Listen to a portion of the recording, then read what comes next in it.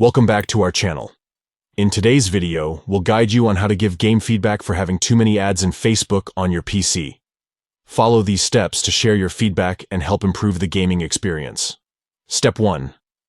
Open Facebook. Step 2. Look for the game's icon in the upper bar of the Facebook interface and click on it. Step 3. Browse through the available games and click on the one you want to provide feedback for. Step 4. From the right-hand menu, locate the three dots icon and click on it. Step 5.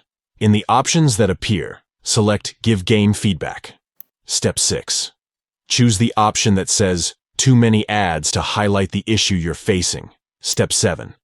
Describe the problem you're experiencing in the text box provided. Step 8. Once you've entered your feedback, click on the Submit button to send it.